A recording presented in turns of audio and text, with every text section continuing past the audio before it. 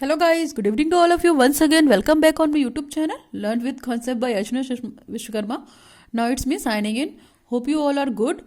आज का जो टॉपिक है हमारा इफेक्टिव स्पीकिंग स्किल है या develop speaking effective speaking skill है ना। अभी इससे पहले वाले टॉपिक में हमने क्या पढ़ा, बैरियर्स ऑफ स्पीकिंग, यानी कि बोलने के क्या क्या रुकावट हैं, हमें बोलने में किन किन बैरियर्स का सामना करना पड़ता है। इससे प्रीवियस वाला वीडियो था, अगर आप वो वीडियो नहीं देखेंगे तो आप देखें तो देख लीजिए जाकर, उससे आपको हेल्प मिलेगी, तभी आगे के टॉपिक्स क्लियर हो पाएंगे।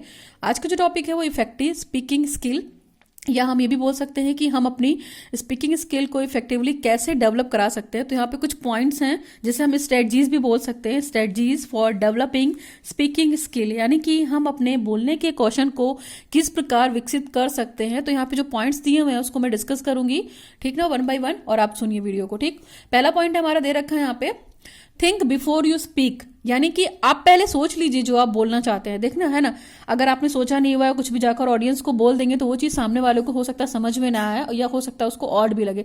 तो इसलिए आप अच्छे से पहले सोच लीजिए कि आपको क्या बोलना है, किस टॉपिक पे बोलना है। नेक्स्ट पॉइंट हमारा know your message. Know your message, आप ये पहले से ही डिसाइड करके रखिए कि आपका जो टॉपिक है वो टॉपिक बोलने के बाद ऑडियंस तक आपका मैसेज क्या पहुंच रहा है, एक्चुअल में आप जानना क्या चाहते हो, एक्चुअल में आप अपने बोलने के माध्यम से, स्पीकिंग के माध्यम से सामने वाले को क्या मैसेज कन्वे करना चाहते हो। देखो, आपको अच्छे से पता है कि जो हमारी प्रैक्टिस होती है, इंटेंसिव प्रैक्टिस, यानी जिसको हम व्यापक प्रैक्टिस बोलते हैं, वो बहुत जरूरी है। किस लिए जरूरी है? स्पीकिंग स्किल के लिए। और एक्टिविटी तो बहुत जरूरी है, activity for speaking skill practice है। जितनी हम बोलने की प्रैक्टिस करेंगे ना, उतनी स्पीकिंग हमारी बेटर होगी, आगे जाकर बेस्ट हो जाएगी। तो इस चीज को हम क्या कर सकते हैं कि हम छोटे छोटे सेंटेंस से स्टार्ट कर सकते हैं बोलना, है ना। बच्चों को भी कोशिश करेंगे कि हम छोटे छोटे सेंटेंसेस से स्टार्ट करवाएं बोलने के लिए, क्योंकि देखिए बच्चों की भी जो होती है ना प्रोनाउंसिएशन या स्पीकिंग स्किल बहुत गलत होती है, और बच्चे भी कई बार प्रैक्टिस करने के बाद चीज़ों को कंटेक्स्ट में लाते हैं और कॉन्टैक्ट में लाते हैं, तभी वो फिट होते हैं बोलने के लिए। तो जो भी हमारा स्पीकिंग स्किल है उसकी बहुत सारी स्ट्रेटजीज हो सकती हैं डेवलपमेंट कराने के लिए, और उसकी सबसे इंटेंसिव जरूरत क्या है? प्रैक्टिस। आप जितनी प्रैक्टिस करोगे उतनी स्पीकिंग स्किल आपकी क्या होगी? क्रिस्प होगी, शार्प होगी, और क्या होगी? कैरीड आउट होगी, जो भी हम क्या बोलना चाह रहे हैं। तो इस चीज का भी ध्यान रखा जा सकता है।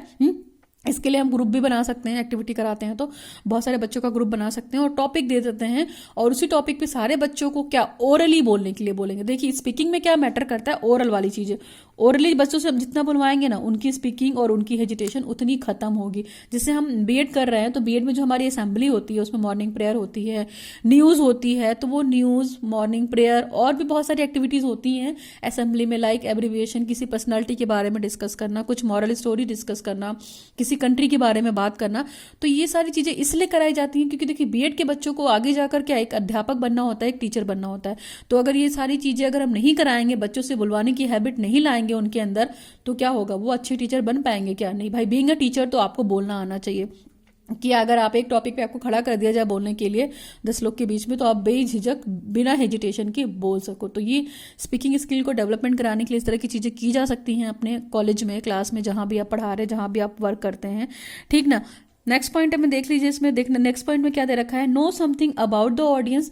और पहली चीज, जहां पे आप अपना लेक्चर देने जा रहे हैं, जहां पे आपने अपनी ऑडियंस बना रखी है, तो उस ऑडियंस के बारे में थोड़ा सा जान लीजिए। जिससे ऑडियंस के बारे में आपको कैसे पता चल सकता है? जो भी लेक्चर आप ऑर्गेनाइज करेंगे तो उसका रजिस्ट्रेशन कराएंगे सामने वाले आपकी बात को सुनने के लिए भाई। तो जो सामने वाला पैसा लगा के सुन रहा है, तो आप कुछ अच्छा बोलेंगे तभी ना वो नेक्स्ट टाइम आएगा, अदरवाइज तो वो सुन के कहीं आधे टाइम में ही भाग जाए, जो भी आपका टाइम शेड्यूल है।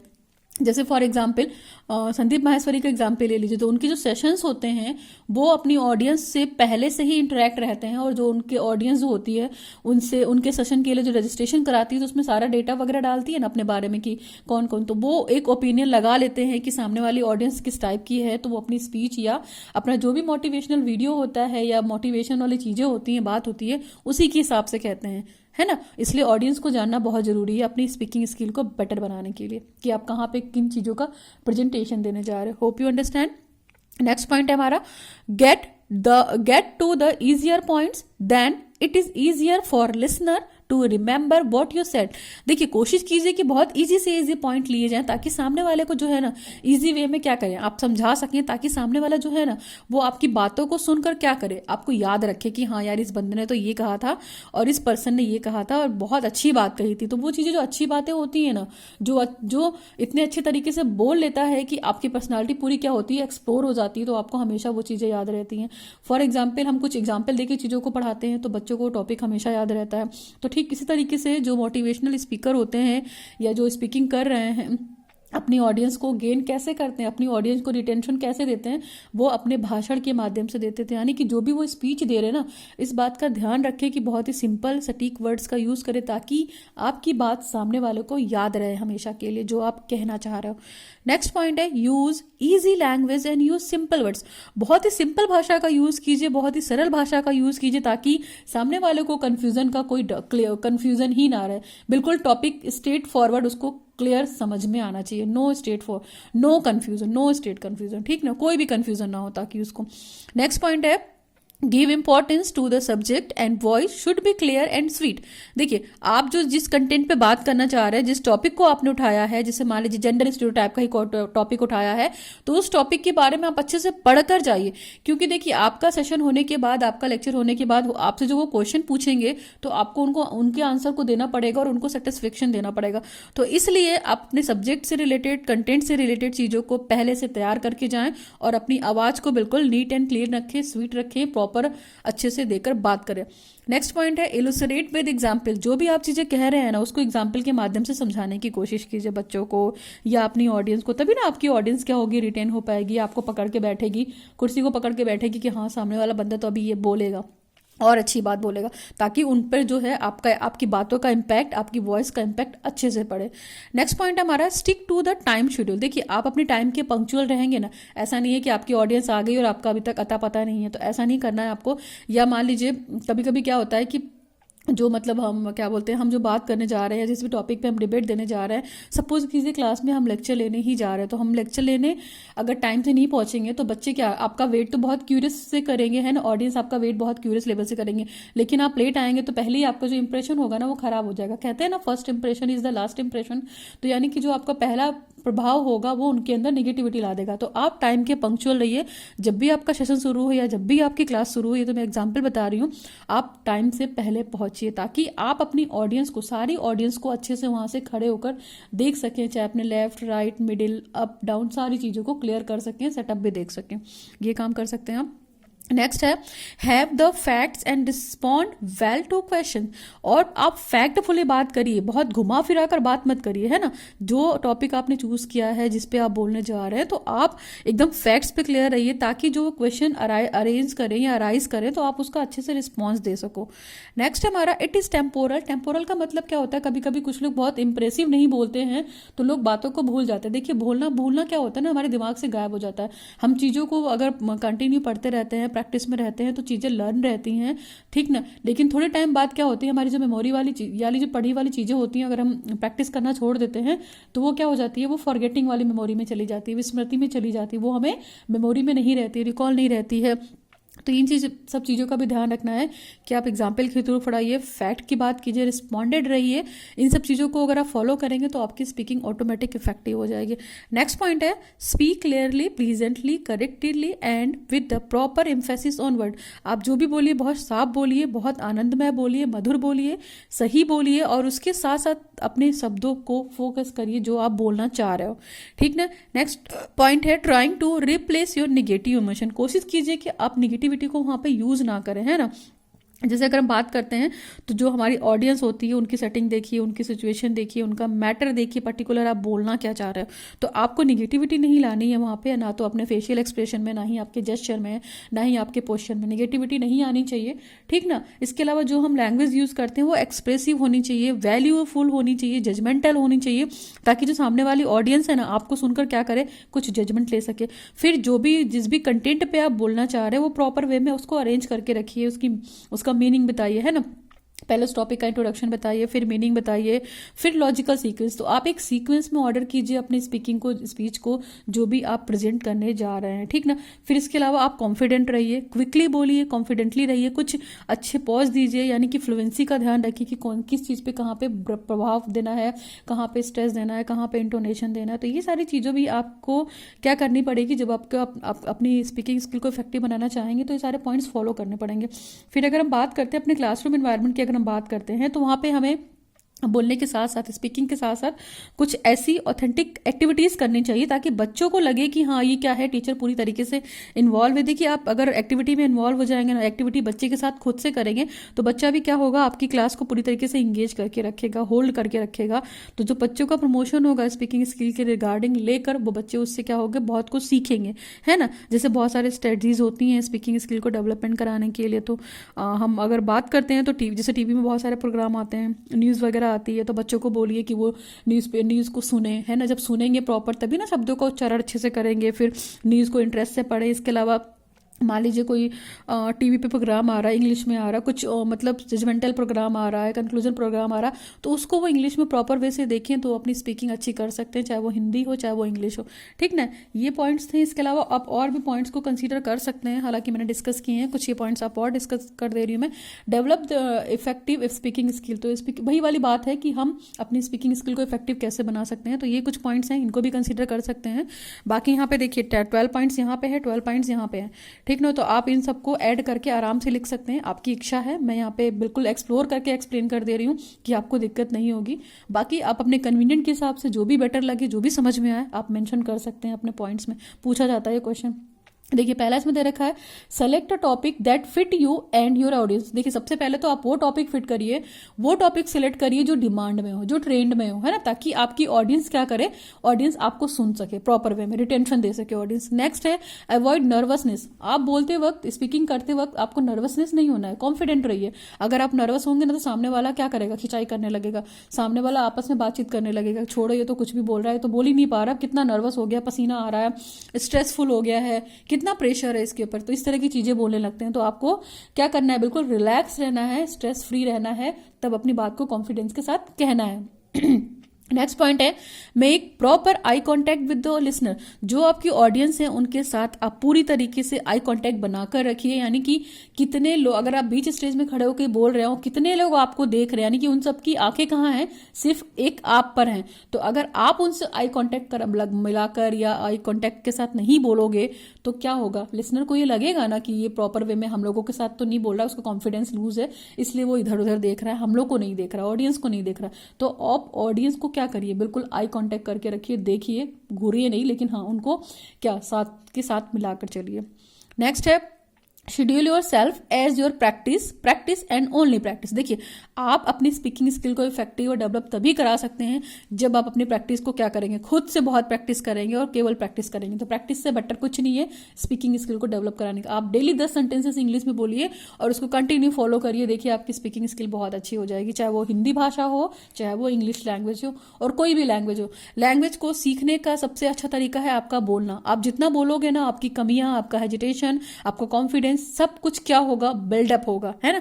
आपके अंदर अगर कुछ कमी होगी तो उसको आप इंप्रूव कर लोगे, कुछ प्रोनाउंसिएशन की गड़बड़ी होगी, प्रोनाउंसिएशन का मॉडिफिकेशन नहीं होगा, तो भी क्या होगा, इंप्रूव हो जाएगा। तो आप नहीं, कुछ भी आपके पास रिसोर्सेस है तो कोई बात नहीं है, आप एक एग्जांपल ले सकते हैं कि आप मिरर के सामने भी खड़े होकर अपने सेल्फ को प्रेजेंट करें, है ना। Tell me about yourself, tell me your personality, क्या करना चाहते हो, हॉबीज, है ना, अपना डेली रूटीन। तो आप बिस्तर पे जाने से पहले, बिफोर गोइंग टू बेड, इन सब चीज़ों को क्या कर सकते हैं, रिकॉल कर सकते हैं in the front of mirror. तो ये चीज़ें भी क्या करती हैं, स्पीकिंग स्किल को स्ट्रॉन्ग बनाती हैं।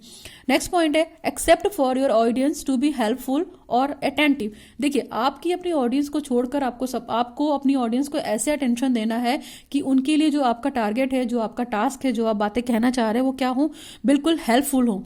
नेक्स्ट पॉइंट है, use various examples and stories to clarify ideas, thoughts and make them understandable.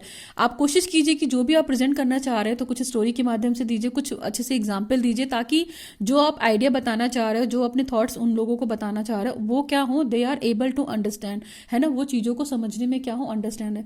Suppose कीजिए आप टीचर एजुकेशन पर बात कर रहे हैं, तो टीचर एजुकेशन क्या होती है, पहले तो सामने वाले के माइंड में टीचर एजुकेशन क्लियर होनी चाहिए कि हम टीचर कब बनते हैं, आफ्टर डूइंग बीएड, ठीक ना। एक एक अध्यापक शिक्षा के बारे में बात होता है, अध्यापक क्या है, अध्यापक की क्वालिटी क्या होती है, तब हम जाकर बात करेंगे टीचर एजुकेशन के बारे में। तो जो कोशिश करिए कि उनको अच्छे अच्छे एग्जाम्पल्स देके बताइए। जैसे हम कंसर्न की बात करते हैं, चैलेंजेस की बात करते हैं, तो जो हम आइडियाज़, जो हम थॉट्स दे रहे हैं सामने वाले तक, वो रिसीव प्रॉपर वे में तभी होगा, तभी सक्सेसफुल होगा जब हम क्या करेंगे, हम अच्छे अच्छे एग्जाम्पल्स, अच्छे अच्छे स्टोरीज है ना, अच्छे अच्छे आइडियाज़ देकर उनको बताने की कोशिश करेंगे। हम जितना समझा पाएंगे उनको, हमारी ऑडियंस उतनी बेटर और बेस्ट हो जाएगी। नेक्स्ट पॉइंट है हमारा visualise yourself being successful. और आप अपने विजन को सामने वाले तक रखिए, है ना, अपना दृष्टिकोण बिल्कुल पॉजिटिव रखिए। हम कहते हैं ना, हमारा विजन जितना स्ट्रांग होगा तो हम बहुत दूर तक जाएंगे। यानी कि अगर हम कुछ अच्छा सोचेंगे, बेटर सोचेंगे और सपने देखेंगे अपने ड्रीम्स को कंप्लीट करने के लिए, उसके पीछे पड़े रहेंगे, दिन रात मेहनत करेंगे, तो सक्सेसफुल तो मिलेगी ही आपको। तो सबसे पहले आप खुद को विजुअलाइज करिए कि देखिए सेंटर में तो आप ही रहेंगे, तो इसलिए आपको बिल्कुल परफेक्ट होकर जाना है। देखिए आज की डेट में कोई परफेक्ट नहीं है, नो बडी कैन परफेक्ट, ठीक ना, तो कोई परफेक्ट हो भी नहीं सकता है, लेकिन कोशिश तो की जा सकती है ना। और परफेक्शन के लिए क्या होता है, प्रैक्टिस होती है। तो practice practice and more practice in your daily life for developing the speaking skill, effective speaking skill I am talking about. Now we come to the next point. Develop your speaking skill in order to strengthen your confidence level. और जितनी अच्छी आपकी speaking skill develop होती जाएगी, तो एक ये time आएगा आपकी स्ट्रेंथ क्या होगी, बिल्कुल स्ट्रांग हो जाएगी। जब स्ट्रेंथ आपकी स्ट्रांग हो जाएगी बोलते बोलते, ठीक ना, अगर आपने 10 लेक्चर ले दिए हैं और 10 भाषण दे दिए हैं और 10 भाषणों में से बोलने की जो आपकी स्ट्रेंथ होगी वो निकल कर बाहर आएगी और आपका कॉन्फिडेंस लेवल देखिएगा कि आप कितना अच्छा बोल सकते हो चीज़ों को। नेक्स्ट पॉइंट है द टोन ऑफ वॉइस। जब भी हम बोलेंगे तो हम अपने जो हमारी आवाज़ है उसका इंटोनेशन का ध्यान रखेंगे। हमारी पिच बहुत हाई नहीं होनी चाहिए कि हम चिल्ला कर अपनी बात को सामने वाले को कन्वे कर रहे हैं, ऐसा नहीं करना है। बहुत ही ऑप्टिमम लैंग्वेज का यूज़ करना है, शुद्ध सिंपल भाषा का उच्चारण करना है, ताकि क्या हो, सामने वाले ऑडियंस ना आपको देखे, आपको स्टेयर करे, स्टेयर करने के बाद बोले यार सच में इस बंदे में तो कुछ बात रही होगी ना, तभी तो इतना अच्छा बोल रहा है, इसके पीछे का रीज़न क्या है। तो ये सारी चीज़ें बहुत मैटर करती हैं वॉइस में। पिच ऑफ वॉइस, यानी कि कहाँ पे आपको कितनी चीज़ों में स्ट्रेस देना है, कहाँ पे इंटोनेशन, रिदम, लिरिक्स, मतलब बहुत सारी चीज़ें होती हैं जब हम स्पीकिंग करते हैं तो यूज़ करते हैं।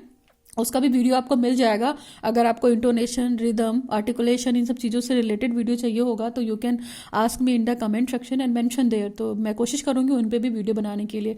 तो जैसे इंटोनेशन क्या होता है, इंटोनेशन में क्या होता है, उतार चढ़ाव, जिसको हम बोलते हैं कि हमारी भाषा में क्या है, तारतम्यता है, यानी कि हमें कहाँ पे ऊपर जाना है, कहाँ पे हमारी पिच लो हो रही है, कहाँ पे हमारी पिच डाउन हो रही है। हाय, तो हाय पे हमने यहाँ फोकस किया ना, हेलो, ठीक।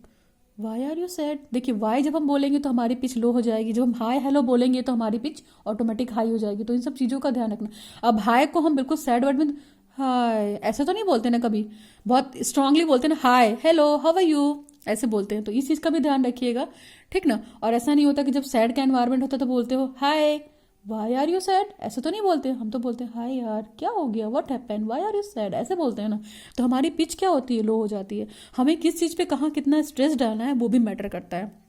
नाउ वॉल्यूम ऑफ वॉइस, आपकी जो आवाज़ है वो बहुत अच्छी होनी चाहिए, मतलब ना बहुत स्लो हो कि ऑडियंस तक ना पहुंचे और ना ही बहुत तेज हो कि उनके कानों को फाड़े, ठीक ना। रिसेप्टर, हियरिंग रिसेप्टर, देखिए कोई चीज़ बहुत तेज आती है तो क्या होता है, अपने कान में उंगली डालकर अपने कान को थोड़े टाइम के लिए बंद कर देते हैं। फॉर एग्जाम्पल जैसे प्लेटफॉर्म्स होते हैं ना, रेलवे स्टेशन देखा होंगे, तो वहाँ पे कभी कभी साउंड से बहुत भयंकर आवाज़ आती है तो अपने कान में सीधे उंगली डालते हैं ना। तो ऐसी पिंचिंग वाली आवाज़ नहीं होनी चाहिए कि आपके कानों को इरिटेट करे, आपके माइंड को इरिटेट करे, क्योंकि देखिए जो ईयर है वो हियरिंग रिसेप्टर है और सबसे पहले हमारे जो हियरिंग टेम्पोरल होते हैं वहीं तक पहुंचते हैं, तो तुरंत पहुंच के फिर ब्रेन को मैसेज देते हैं यार कि कान में उंगली डालो। तो इस तरह की चीज़ें नहीं करनी है आपको। नेक्स्ट है पॉजिंग, कहाँ पे कितना रुकना है इस बात का भी ध्यान देना है कि आपकी बात, जैसे मान लीजिए आपने एक टॉपिक का इंट्रोडक्शन दे दिया या बेस दे दिया तो आप थोड़ा सा पॉज ले सकते हैं। ऐसा नहीं है कि इंट्रोडक्शन भी इसी फ्लो में पढ़ा दिया, मीनिंग भी, डेफिनेशन भी, और फिर ओवरऑल हम कंक्लूजन पे आ गए, तो ऐसा नहीं करना है आपको। You don't have do this. Now next है रिपीटेशन, और आपको एक ही शब्दों का चुनाव बार बार नहीं करना कि बार बार एक ही वर्ड बोले चले जा रहे, एक ही वर्ड बोले चले जा रहे, ऐसा नहीं करना। आपको इस चीज़ का ध्यान रखना है। उससे क्या होता है ना, उसको सब सामने वाले को ये लगेगा कि यार ये तो बस एक ही वर्ड बोला चला जा रहा है, अपनी हर बात में इसी वर्ड का यूज कर रहा है। तो अपना ऐसा कोई पेट वर्ड मत बनाइए, रिपीटेशन शब्दों का मत करिए, शब्दों का जो भी चुनाव करिए वो बहुत प्रॉपर रहे, ताकि क्या है जो आप समझाने की कोशिश कर रहे हैं ना, यानी कि जो आपके थॉट्स हैं उसको आप प्रॉपर वे में ऑर्गेनाइज कर लीजिए और उसमें जो शब्दों का चुनाव है वो मीनिंगफुल रखिए, ताकि उनको सीक्वेंसली लगे, है ना, कि हाँ आप इस सेंटेंस में बोल रहे हो तो जो आपका अप्रोप्रिएट वर्ड है, अप्रोप्रिएट सेंटेंस है, स्ट्रेस, इंटोनेशन, आपका पैटर्न प्रॉपर हो, आपका रिदम प्रॉपर हो, आपकी लैंग्वेज प्रॉपर हो, तो इन सब चीज़ों का भी आपको ध्यान रखना पड़ेगा। नेक्स्ट है वर्ड चॉइस। तो वही वाली बात की मैंने कि शब्दों का चुनाव जितना अच्छा होगा आपका सेंटेंस मेकिंग उतना प्रॉपर होगा। तो इसलिए to select the appropriate words and sentences according to their proper arrangement, है ना, प्रॉपर सोशल सेटिंग की ऑडियंस उस चीज़ को कैच आउट कर सके, कैसी भी सिचुएशन हो, कैसा भी सब्जेक्ट मैटर हो। तो ये बहुत सारी स्किल्स मैंने यहाँ पे स्पीकिंग स्किल से रिगार्डिंग बता दिया कि क्या क्या इफेक्टिव स्पीकिंग स्किल हो सकती हैं और इसको डेवलपमेंट कराने के लिए हम क्या क्या कर सकते हैं। तो आप ये 12 पॉइंट्स भी कंसीडर कीजिएगा और आप ये पॉइंट्स भी कंसीडर कीजिएगा, ठीक ना। तो आई थिंक आपको वीडियो समझ में आया होगा। आपको कैसे और भी पॉइंट्स इसमें आप ऐड कर सकते हैं, जो आपको बेटर लगता है आप ऐड करिए। मैंने बोला कि ये ओपन एंडेड प्लेटफॉर्म है, आप अपनी चॉइस रख सकते हो, और अगर आपको लगता है कुछ और भी बेटर और बेस्ट आइडियाज़ हैं तो आप अपने कमेंट सेक्शन में दीजिए। उसको ज़रूर है, सब लोग पढ़ेंगे, मैं भी देखूंगी, तो सबकी नॉलेज भी बढ़ेगी। तो क्या है, शेयरिंग करनी चाहिए, इन्फॉर्मेशन अपने पास रख के कुछ नहीं मिलता है, ठीक ना। तो यूज़फुल रहेगी, और आई थिंक ये वीडियो आपके लिए यूज़फुल रहेगा, पर्पसफुल रहेगा, नीडफुल रहेगा, रिक्वायर्डफुल रहेगा। तो बस वही लास्ट में बोलूँगी, वीडियो थोड़ा भी बेटर लगा हो तो उसको लाइक कीजिए, कमेंट सेक्शन में कमेंट कीजिए, चैनल को सब्सक्राइब कीजिए ताकि कुछ आगे काम किया जा सके। सो आज की वीडियो के लिए बस करते हैं। Thanks for watching the video. Now signing off, learn with concept bye Archana Vishwakarma.